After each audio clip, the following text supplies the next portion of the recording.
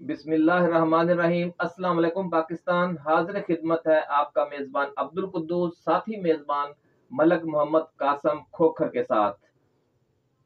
ناظرین، آج ہم بات کریں گے آڈیو لیکس کمیشن پر کہ یہ کس طرح خود اس کے جو سربراہ مقرر کیے گئے ہیں قاضی فائز عیسیٰ، جسٹس قاضی فائز عیسیٰ کے لیے ایک بارودی سرنگ ثابت ہوا ہے اور آیا ہے پاؤں یار کا زلف دراز میں، لو آپ اپنے دام میں صیاد آ گیا۔ یہ کیا معاملہ ہے؟ ملک محمد قاسم کھوکھر کے پاس اس حوالے سے بڑی اہم خبریں ہیں۔ جی کھوکھر صاحب، یہ تو بارودی سرنگ بن گئی ہے خود پی ڈی ایم سرکار کے لیے اور بیچارے قاضی فائز عیسیٰ کے لیے۔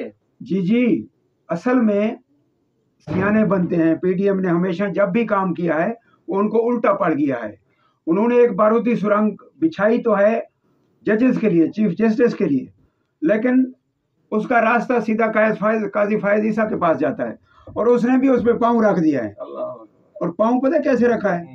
انہوں نے وہ اجلاس بلا کے وہ اعلان کر دیا ہے کہ جناب علی جو ہے اپنا اٹارنی جنرل کہ جناب تم نوٹس دو حکومت کی طرف سے، کیونکہ وہ نہیں آئیں گے ہماری طرف، حکومت کی طرف سے جائے گا تو وہ نوٹس آئیں گے۔ آپ کیا سمجھتے ہیں کہ حکومت کی طرف سے نوٹس جائیں گے تو وہ خواتین آئیں گی؟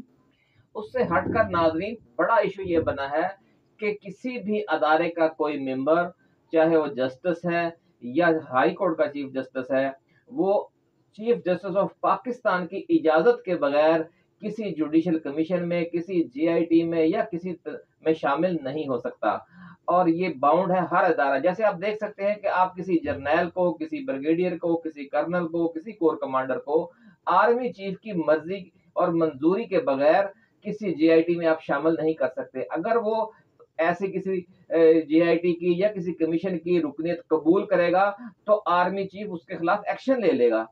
یہی صورتحال اب جسٹس قاضی فائز عیسیٰ کے ساتھ بن گئی ہے کہ انہوں نے یہ چیئرمینی قبول کر کے، اس کی سربراہی قبول کر کے آڈیو لیکس کمیشن کی اپنے پاؤں پر کلہاڑی مار لی ہے۔ اب جب یہ عمران خان نے اس کو چیلنج کر دیا ہے سپریم کورٹ میں بابر اعوان کے ذریعے، تو اب یہ جب پینڈورا باکس کھلے گا تو جسٹس قاضی فائز عیسیٰ کے لیے، جسٹس قاضی فائز عیسیٰ کا جو پورا کیریئر ہے وہ داؤ پر لگ جائے گا۔ اور ذرائع تو اب یہ بھی کہہ رہے ہیں کہ پاکستان کے جو اگلے chief justice of supreme court ہیں اب وہ قاضی فائز عیسیٰ نہیں ہوں گے، کیونکہ یہ بارودی سرنگ پر انہوں نے خود پاؤ رکھا ہے۔ جو گڑھا دوسروں کے لیے کھودا تھا پی ڈی ایم نے اور قاضی فائز عیسیٰ نے، وہ خود اس میں گر رہے ہیں۔ جی قاسم کھوکھر صاحب۔ جی بابر اعوان صاحب نے اپنی پریس کانفرنس میں وضاحت کی ہے، اور انہوں نے کہا ہے کہ یہ کسی طرح بھی آئینی چیز نہیں ہے۔ سپریم کورٹ چیف جسٹس کے بغیر تو کچھ کام نہیں ہو سکتا، اور یہ اسی طرح کا ایک بلنڈر کیا ہے حکومت نے بھی اور قاضی فائز عیسیٰ نے بھی۔ انہوں نے بھی اجلت میں 30 دن حالانکہ دیے گئے ہیں، اجلت میں جناب انہوں نے وہ اجلاس طلب کر لیا اور پھر اس کو نوٹسز کے لیے کہہ دیا۔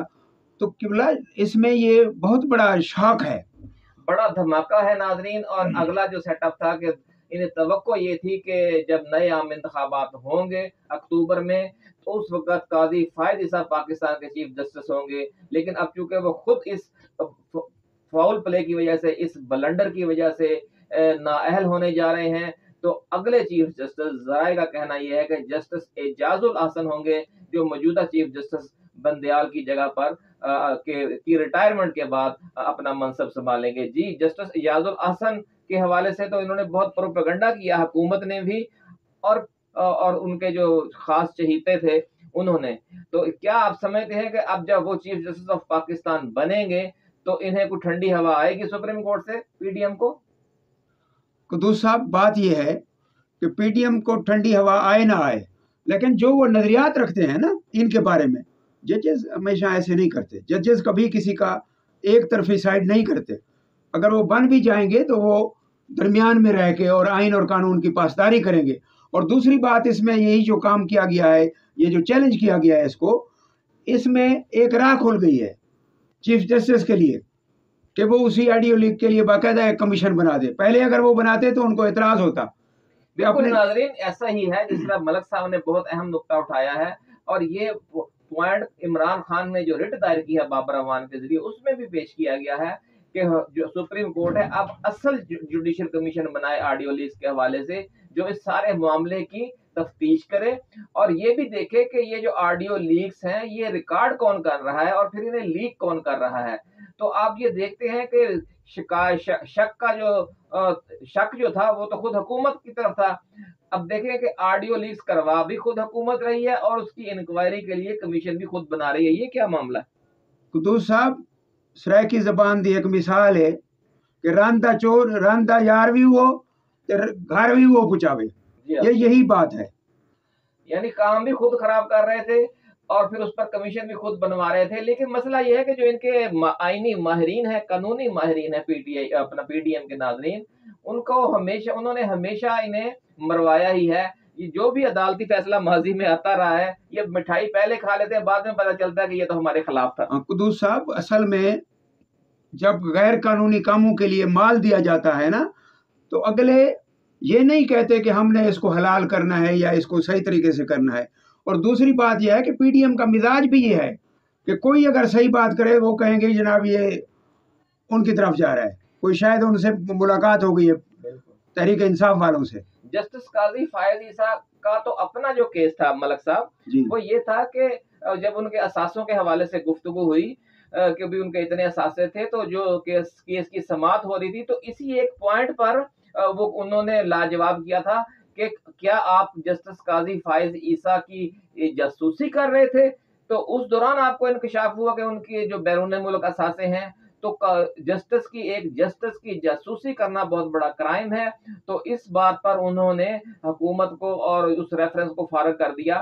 لیکن اب دیکھیں کہ جو جاسوسی کی جا رہی ہے وہ اگر جسٹس قاضی فائز عیسیٰ کی جاسوسی کرنا ایک بڑا غلط کام تھا، تو اس کے بعد جو باقی اب جسٹس صاحبان کی لیکس آ رہی ہیں انہیں ریکارڈ کرنا، ان کے ٹیلی فون ٹیپ کرنا، یہ اس سے بھی بڑا غلط کام ہے۔ تو جب یہ سوال اٹھے گا کہ کیا کوئی ادارہ، کوئی حکومت ججز کی جاسوسی کر سکتی ہے، یہ بھی بہت بڑا ایشو بنے گا۔ جی قدوس صاحب، اب یہ دیکھنا یہ ہے کہ یہ جو پنڈارا باکس کھول گیا ہے، اب یہ اونٹ کس کروٹ بیٹھے گا، ہمیں اس وقت تک کا انتظار کرنا چاہیے۔ ٹھیک ہے۔ اور بہت زبردست آج کی گفتگو ہوئی ناظرین، انشاءاللہ نئے موضوع کے ساتھ جلد دوبارہ حاضر خدمت ہوں گے۔ اس وقت تک کے لیے اپنے میزبانوں عبدالقدوس اور ملک محمد قاسم کھوکھر کو اجازت دیجیے۔ آپ اپنا، اپنے دوستوں، اپنے رشتہ داروں اور گرد و نواح میں رہنے والے تمام اہل وطن کا بہت خیال رکھیے گا۔ پاکستان زندہ باد۔ اللہ حافظ۔